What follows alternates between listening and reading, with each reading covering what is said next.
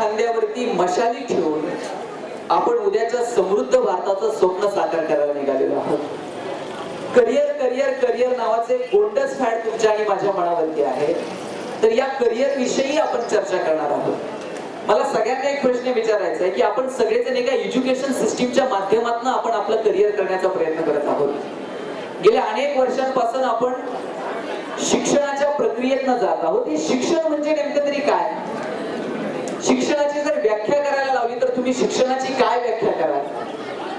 आज आमच्या करिअरची व्याख्या जर करायची ठरवली तर आम्ही म्हणतो की एक 10-5 लाखाचं पॅकेज मिळायला पाहिजे, 4-5 लाखाची गाडी घेतली, 10-5 लाखाचा फ्लॅट घेतला म्हणजे आमचं करिअर झालं. मित्रांनो, या सगळ्या गोष्टीला करिअर म्हणायचं का? आता बडोदकर सरांनी सांगताना सांगितलं की करिअर म्हणजे दुसरं तिसरं काही नाही.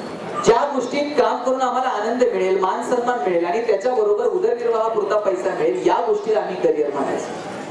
मग हे करिअर गाठण्यासाठी आम्ही ज्या शिक्षणाच्या माध्यमातून प्रयत्न करत आहोत ते शिक्षण म्हणजे नेमकं काय? मी आतापर्यंत हजारो प्राथमिक शिक्षकांच्या कार्यशाळा घेतल्या असतील.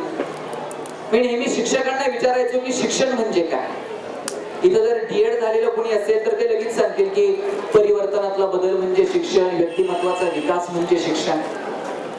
अनेक शिक्षण तज्ञांच्या मी व्याख्या ऐकल्या, पण मला एक आवडलेली व्याख्या सांगतो शिक्षणाची.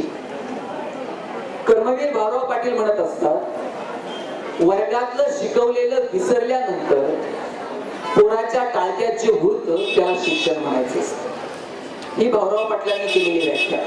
वर्गातलं शिकवलेलं विसरल्यानंतर पोराच्या टाळक्यात जे उरेल त्याला शिक्षण म्हणायचं. आणि महात्मा गांधी सांगायचे, education is the powerful weapon which brings new changing the personality.